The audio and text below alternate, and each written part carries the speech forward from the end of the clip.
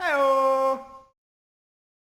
So what is going on, guys? It's Triple G here, back with another Tribes of Midgard video, and in today's video we're going to be talking about how to spec the Seer. Okay, so we're going to go into a full dive into the skill tree and how to spec it and when to spec it as you are leveling up. So this is the build that I use for solo and co-op play, and it's just simply the best build out there. Guys, if you enjoyed this video, please consider subscribing to the channel or dropping a like or a comment on this video, or join us over on Twitch. We actually stream 5 times a week. And otherwise, let's get straight into this video. So those of you that have watched me on stream or have watched any of my videos will know I'm a big fan of the Seer. The Seer has 3 main pillars of absolute mayhem. The first one being that he has a healing pool. The second one is that he has complete immunity. And the third one is that he's able to debuff enemies. Now all of this adds up to an absolutely amazing class. So let's look at the skill tree first. So the first thing that you're obviously going to do is unlock your Seedling. Now your Seedling is going to heal you. It's going to have a 10% chance to deploy when you're hitting an enemy. So it is really, really good. It procs pretty much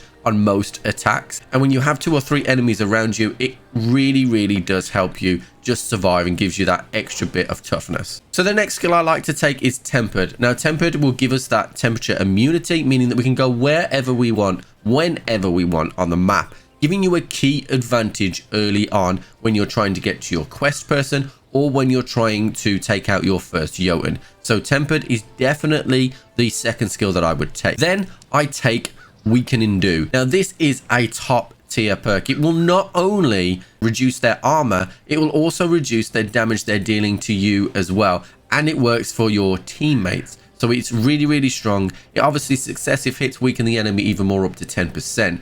Now this is basically just giving you extra damage, which just works really, really well. Then we're going to continue upwards on this tree till we get to Hasty Impulse 1 and Hasty Impulse 2. These are the next 2 skills that we're going to get. And one of the advantages that the Seer has over, say, for example, some of the other classes, his is just attack speed, which is basically giving you a damage input, but it's not specified to one weapon. So whereas some of the other characters might have bows do 10% or axes do 10%, we're just giving ourselves a speed boost, which means that we're giving ourselves a DPS boost on whatever weapon we're using. So we're not restricted to just a weapon type. Finally, I always take Thunderbrace. You will know from some of my previous videos that I like the blue axe that does shock damage. It's super effective against the hell things, makes it an absolute breeze to clear any waves of enemies. So I definitely pick up Thunderbrace here with that extra 20% efficiency.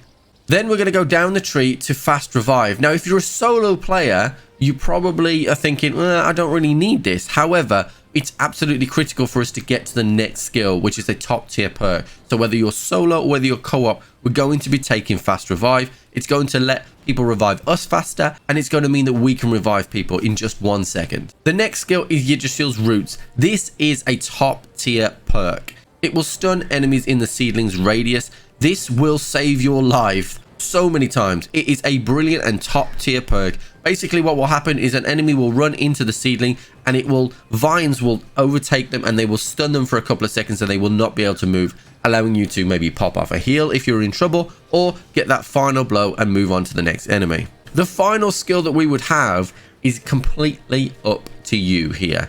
So these are all nice to have. There is durability here for 25%, which is always nice. That's the one that I usually lean to. Then there is Fire Embrace, Hearth Coalescence, or Ice Embrace. Now we're not really around our village too much to really bother with. However, survival, this could come in quite handy. If you're using, say, a fire axe or an ice axe or one of the legendary weapons, you could increase the efficiency here. One of the things to note about the fire efficiency is it does also increase the fire armor. Now, the hideout sometimes has these fire enemies that can just absolutely decimate you, whatever armor you have. Trust me, I've been battered by them.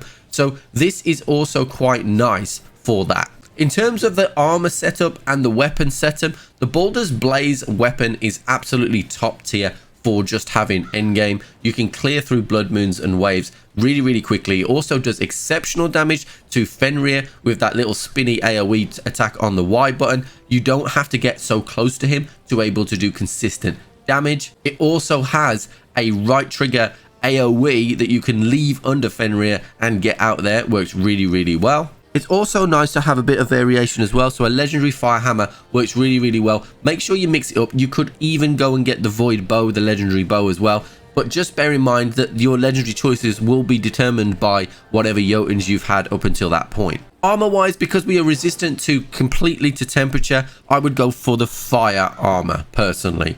The fire armor, because just when you're clearing out that hideout, you don't want to lose any time in there. So the fire armor will give you that resistance to those attacks, hopefully keeping you alive and therefore not completely destroying your runs. So there you have it, guys. That is my Seer guide, full build with the weapons and the armor that I would choose as well. Like I said yesterday, we soloed Saga mode on day 13. It was pretty simple, really. Just a few hiccups on the hideout. Definitely feel like we could do it faster as well. I still strongly believe the Seer is the best class. Guys, that is it for today's video. If you have enjoyed this video, please consider like, commenting or subscribing to the channel. Join us over on Twitch. We stream 5 times a week, and otherwise I'll catch you on the flip.